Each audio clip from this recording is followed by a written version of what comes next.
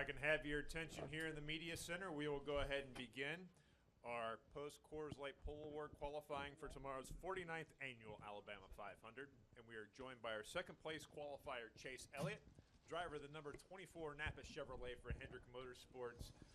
Chase, the Hendrick Chevrolet showed a lot of strength today in qualifying. Just missed out on the pole. Please walk us through your run.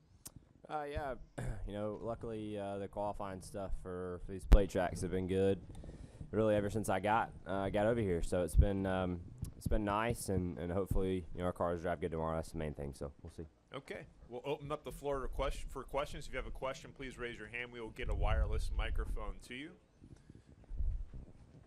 We have questions here. Go to Kenny Bruce. Kenny Bruce with NASCAR.com. Chase, is there anything you do differently? Like after the first round, do you pretty much know, okay, this is probably the way they're going to line up, or do you think, okay, maybe something happens and I improve?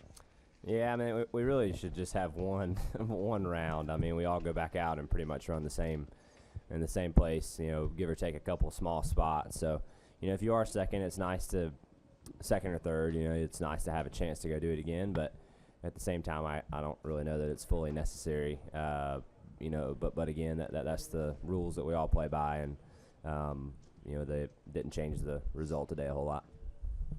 Go next to Chris and then to Jordan. Chris Knight, CatchFence.com. Chase, what's you guys' strategy tomorrow? Do you guys have one, or do you guys plan to keep? How do you guys plan to keep the Toyotas at bay? There's other manufacturers other than just them too to race as well. So, we're gonna do us, and they're gonna do them, and we'll see what happens. Jordan Bianchi, SB Nation. Chase, is there a strategy among your teammates to work together tomorrow and concentrate on your efforts to advance in the playoffs? Because you have two teammates that aren't in the playoffs. Yeah, it's hard to help each other at these places, and it's a lot of times when you put too much emphasis on trying to help one another, you end up hurting all of you. And I think the big thing is we just don't want to hurt each other. If there's something we can do to try to help, or a subtle helper here or there, I think is nice. But man, you can't put yourself in a bad position to help somebody else, teammate or not. At the end of the day, it could put you in a bad spot, and I think that's kind of how we've always gone about it, is just try not to hurt each other, but not necessarily be overly consumed with just trying to help each other all day. Any additional questions for Chase? Go to Dustin. Dustin Long, NBC Sports. I know you always want to be out in front as much as possible early in the race. Do you want to lead with the anticipation that Dale's going to want to kind of dictate things, and he's often very good at controlling both lanes? Who knows? We'll start the race and kind of see what happens. I mean, the best place to be is out front, and if you can get out front and get them lined up around the top, that's great if you're the leader, But, I think with the way these stages are, people are going to want to race, and the guys that didn't qualify as well are going to want to make their way forward. So, I think you'll see them jumping out of line and wanting to do things here pretty early. So we just want to keep as much of our track position as we can all day long. And I think, like I said, you're never in a safe spot, but I think if you're closer to the front, your chances of finishing are probably higher than mid-pack. Any additional questions for Chase? Chase, congratulations on the front row spot. Right. Good luck tomorrow. Thank you. If I can have your attention here in the media center, we are now joined by the Coors Light Pole Award winner for tomorrow's 49th annual Alabama 500, and that's none other than Dale Earnhardt Jr., driver of the number 88 Mountain Dew Chevrolet for Hendrick Motorsports. This is his first pole in 35 races at Talladega Superspeedway, and unbelievable at your final go-around. What a run for you. Please walk us through your qualifying lap. Well, it's hard to believe that we hadn't had a pole here before, but we certainly had some really good driving race cars over the years, and hopefully this one's just as good tomorrow. And to run by yourself out on the track is one thing and completely different than having to compete against the rest of the competitors out there, and the car drive's different. So we got a great car that runs really good by itself. We got the pole at Daytona, been on the front row with the other two plate races this year. A lot of front row starts for this team over the last several years. And, we continue that streak today. The concern goes right to the race tomorrow and hoping that the car is going to be handling well in the pack. And so I can be aggressive with it and do the things I want to do. But yeah, it's nice to be able to get a pole here and hear the fans' excitement about it and their appreciation for it. And as far as the lap, it's real simple and straightforward what the driver needs to do out there, and it comes down to whether the car is going to perform. And so when it does, all the credit goes to the guys who put the body on the car and the guys who built the motor and the team who brought it down here and got it through inspection and got it out there on the line. So really there's not much difference between what the drivers are doing out there from first to last. It just comes down to the performance in the vehicle. And so those guys on the Hendrick squad, they can take a lot of credit and satisfaction in getting the pole today. Okay, we'll open the floor up for questions. If you have a question, please raise your hand. We'll get a wireless microphone to you. We'll go to Jordan, and then to Kelly, and then to Dustin. Jordan Bianchi, SB Nation. Dale, this is your final restrictor plate race, so you really don't have to give any damns tomorrow. Wondering if that's your mentality, and you can cash in maybe some of your favors you've had over the years and guys helping you out. Man, that'd be nice.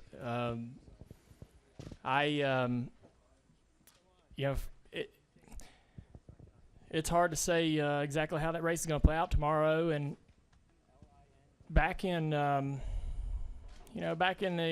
early 2000s and mid 2000s, it wasn't quite as much teamwork as what we see today. You'll see the Toyotas work together and the Penske guys work together, and you've seen that over the last couple of years, and that's become more prominent in these races at the plate tracks for sure.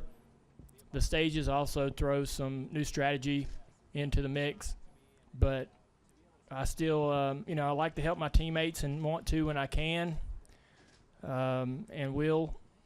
Considering there are a couple of them that are racing for some important positions to move forward into the playoffs. But at the same time, it'd be, it's our first priority is to try to win the race, and we'll work hard to try to put ourselves in position to do that. I feel like that if I'm in one of the top 4 positions coming down to 50 to go, we've got a real good shot at it. So I don't think that I'll race with any more risk or so forth going into tomorrow's race. I think I go in there with confidence and knowing that I can do it and done it in the past, and as I'm seeing the race happen in front of me and around me, I'm hoping I'm making the right decisions that are helping move me forward and put me in position to make passes and put myself toward the front as much as possible, and that's what I'm going to do. So I definitely don't want to do anything foolish or reckless that might cost anybody, their opportunity to move forward in the playoffs. That's a tough situation to be in, but that's the situation that all the guys that are not in the playoffs are in. It's not a good feeling when you ruin somebody's opportunity to move forward. So, but at the same time, you're really not thinking about that on the racetrack when you're out there competing. You're just trying to do everything you can to win. Go next to Kelly, then to Dustin, then to Bob, then to Kenny, then to Chris. Kelly Crandall, Racer.com. Dale, a lot obviously has been made of your success here, but there's been other things you've done here, like in drafting practice, purposely dropped to the back to see if you could get to the front. I believe there was one race many years ago where you bet your team how long it would take you from your starting spot to get to the lead, things of that nature. How much fun in general have you had here? Yeah, I mean, we got pretty cocky there at some points in the mid 2000s with our performance and ability, and I had some pretty cocky teammates working on my car with Tony Sr. and Tony Jr. I don't know anybody that I've ever worked with been more confident than them two in themselves and their cars. Tony Sr.'s the kind of guy that was red-faced mad if we weren't on top of the sheet in practice, much less qualifying and how we finished in the race. I mean, he did not like to be slow, and he felt like that the car he worked on and prepared should be the fastest car every week and every day. So, we got pretty full of ourselves when we was having so much success here in the early 2000s, and it was a great time. And you know, they were a lot of fun. Those two guys and that whole team. It was a lot of fun. We just had a good time with it, and it's much more competitive today. The field's much more competitive. There's not really much difference between the guy who sits on the pole versus the guy who qualifies 20th or 25th. There's really, you know, the cars, once you get in the draft, they're so equalized, and so it's much harder to win these races than it used to be. Our cars we had such an advantage on most of the competition. I mean, we didn't have too many people that could just outrun us. There was a few teams, but now it's you know, it's anybody's race really. Whoever makes the right decisions later in the event gets in the right line or gets the right push. That's the guy who's going to win the race. So, you know, I don't run around running my mouth as much as I used to, because you can get put in your place pretty quick with the competition we have today. Dustin, Bob, Kenny, Chris, then Jerry. Dustin Long, NBC Sports. I've got two questions. One, obviously at a lot of places, even this year, there's been a build-up to your race because it's the last whatever at that track. I know Charlotte is an important one for you because of home. This one is an important one. What is this weekend like in the sense of, and how it started off with the getting the gift, winning the poll the last time, the crowd reaction? It seems like it's building and building. Well, I know you don't take it into the car. How much can that wear you out on a weekend, or just get you so pumped up, and are you having to fight that a little bit? Yeah, I wouldn't say that that's been anything that's. I don't feel like that's added onto my plate or made the weekend heavier or harder to deal with in any way. The this weekend, you know, Talladega in particular has always been almost like a weekend off. You know, the cars, you don't have to, as a driver, you know, just grind so hard with the team about the setup. The car setup really isn't as critical. Your car's speed is what it is off the truck, and you're not going to find speed. You're not in there finding speed, changing springs and all that stuff that you do every week. So these weekends have been relatively easy going. And especially look at today, you know, with today, we get in the car and run 2 laps, and we get out and we're done. So this weekend's been really nice. They always are here at Talladega. You know, I've always looked forward to these weekends because it's a bit of a moment to take a breath in what is typically a long, grinding season. I'm enjoying the happenings and the opportunity to speak in the press each week, and the opportunity to talk with the tracks and interact with them. I'm enjoying these moments, and it is starting to ramp up in a sense of I think the emotion's starting to ramp up for me. I got a lot of things going on in my personal life that are very exciting, and a lot of things to look forward to next year. And the end of this season's coming really fast, and so I really didn't feel much emotion about that and the finality of it until maybe this weekend. You know, just starting to you know, kick in, I guess, as we go to some of these tracks, and for you know, knowing the season's going to be over really soon. So these few weeks will go by so fast, and that's it. There's no reliving it. So I think I'm starting to take it in just a little bit, let myself feel some emotion about it, and plus, like I said, we at all the other racetracks we've been to up until this weekend, we are working our guts out trying to find a little speed, you know, just like every other car in the garage. This weekend, it ain't like that. You get a chance to sit back and just think about things, and maybe that's part of it too, because we'll go back to Kansas next week and be right back in that competitive grind of trying to find a couple tenths or get the car to turn or get the rear locked down off the corner and all the things you worry about each weekend. And you can't be emotional about the end of the season in those moments. You're just wanting to go fast and wanting to work on your car and your team. You're there to do a job, and y'all want to finish strong and all those things. So maybe it's just Talladega. Maybe it's just the emotion of being here and how much success we've had here. And also with getting the gift of the car, obviously now that's something that your dad touched, your dad was a part of. Yeah. What does that mean? And when you called your mom or you called your sister and told them about what were you talking about? What Yep. kind of memories? Because I'm sure this is more personal than just about anything. I know a lot of the gifts have been special Yeah. to your heart in a lot of ways, but how did this impact, and what did you tell your mom or your sister or anybody else when you're talking? Yeah, everybody's reached out about it. So this is the story on this car. Dad raced this car several times, but I know for a fact that he ran it at the Ontario race in 1980, the last race of the season, which he locked up the championship. That car came over to where Martha lives at V8 Street and Sedan Street, and it sat in her backyard on jack stands without a suspension, any seat or nothing in it. It was stripped down just to the chassis and the body. Just how he raced it that last race, and it had Wrangler decals on the quarter panel, and I remember he'd right-sided the car at some point in the race, and you could go over there and pick the Bondo out of the whole side of the car. It just busted and cracked up. And that car sit there for about 3 or 4 years in the backyard at Mama's house. That's where Dad's Xfinity team was. He had Rick Boss and Tony Erie Sr. working there, and that was his 2 employees. And when Dad wasn't at the when Dad wasn't at the race weekends, Monday, Tuesday, Wednesday, Thursday, he was at that shop. He drove there every morning, drove home every day. That's where he went every day. And so I'd go over there and climb in and around that car at some point every single time I went there. You just could not go near it, He got a loaner car, and I can't remember whose it was, but it was an orange 30 something, but it was a back marker, but he'd got this loaner car to use to restore his car, as far as suspension parts and all that stuff. He sent it to a guy in around 1984, 1985. Marv was the guy's name that worked at Osterlin when Dad drove for this team in 79 and 80.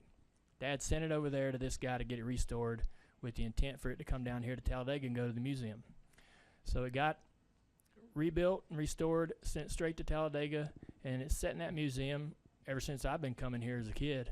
I've been going to, especially when we were kids, that was one of the must-do things, is to go in the museum, play around, me and Jimmy Mean's son Brad and all kinds of friends that we had.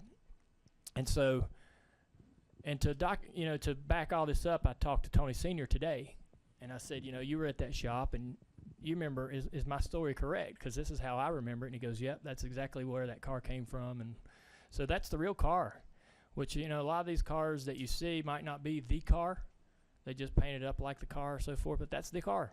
And I can't believe that they're going to allow me to take it and have it. I mean, I know it's still property of the state of Alabama, which it says on a little plate on the dash. And I probably wouldn't have it any other way. It belongs to them, and for them to loan it to me is awesome, and we'll take good care of it. So, but I got my, I got on the phone with Tony Sr. I said, I know what I'm thinking is right about this car, and he said, yeah, that's exactly right. That's where that car came from, and that's when that car raced and all that stuff. So it's cool. So very neat that it's a regional history. I mean, everybody's texting me about the quote unquote gift, and everybody's just blown away by it. They can't believe it. But even my friends like Blaney, everybody in the garage is asking me if this is it really giving it to me. I'm like, yeah. So I enjoyed driving it a couple laps, and before I came down pit road and parked it, I drove through the garage so my team could see me, because I thought they'd get a kick out of that. But what a trip. There's a little bit more to the story. We came out here for the Winter Circle program at the end of the year last year. I wasn't racing for this race, but we still did the Winter Circle program. And I wanted to drive the car then, but wasn't allowed to drive it because I was not allowed to be driving anything. And so Donnie Allison got to drive it that day, and so I finally got to drive it. So it's pretty cool. Yep. Go next to Bob. Bob Pockris, ESPN. You really haven't been in the mix of a full plate cup race in about 2 years. Do you have any doubt of what to do at the end if you're in position to win? No, not really. I think that I don't think so. I think that when it comes down to it, you just rely on instinct, and those instincts haven't failed me too often when I've been in that position. But it has been hard for us to even get there. In the last couple of years, we've just had a real challenge with our cars is how they've drove in the draft. They've been quite uncomfortable, to be honest with you.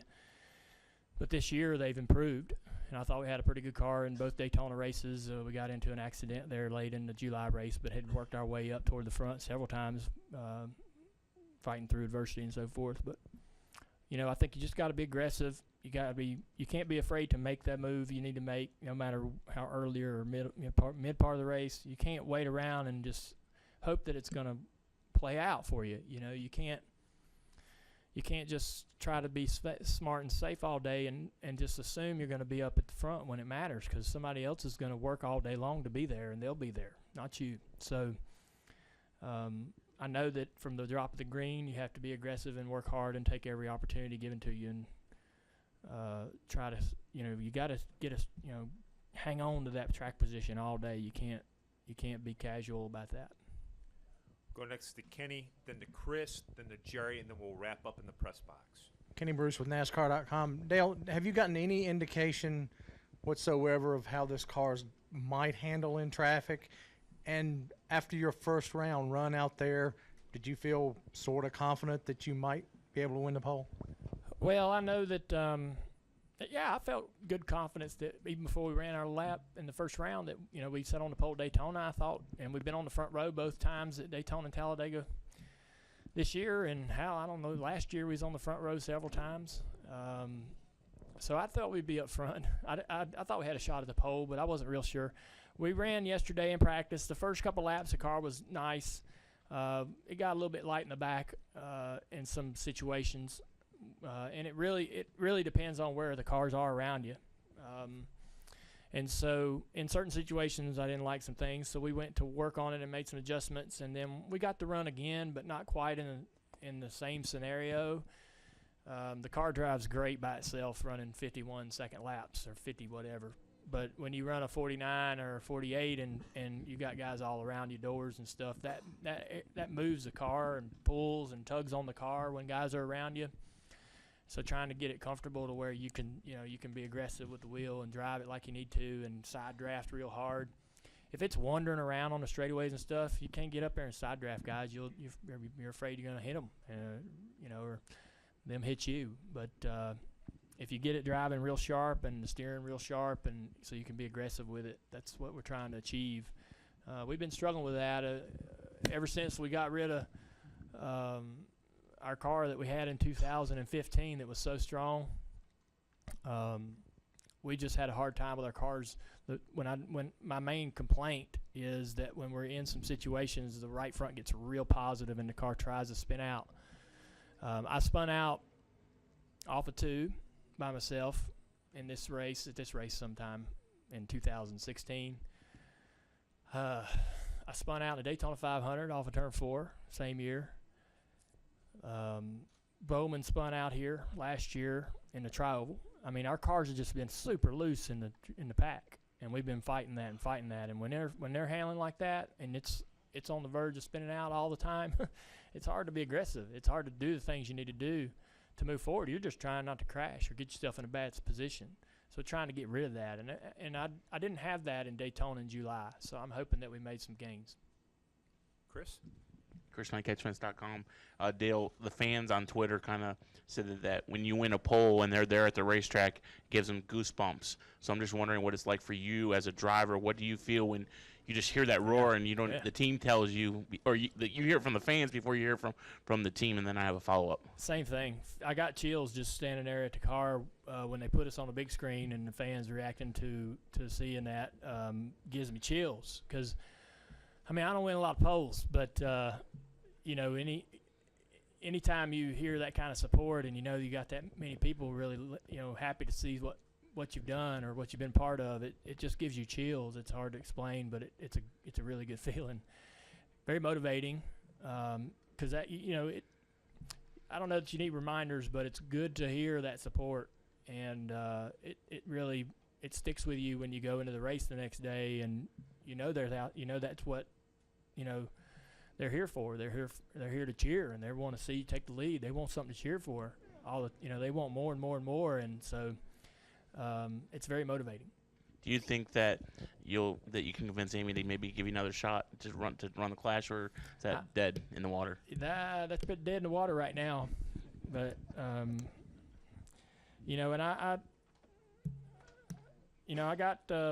we're talking to a new partner about a second Xfinity race, and I definitely open to running as many as I'm allowed. I guess not being a full-time driver, I don't know what the rules are, but maybe I can run as many as I want now that I'm not full-time racing in the Cup anymore. But I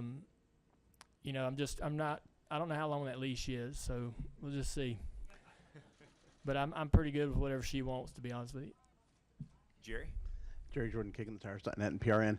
As part of your appreciation tour and giving back to the fans, apparently Mountain Dew has a deal for you this weekend with Fans on the Hood Ride with Junior. I hadn't heard a lot about that, but can you tell you what that means to you?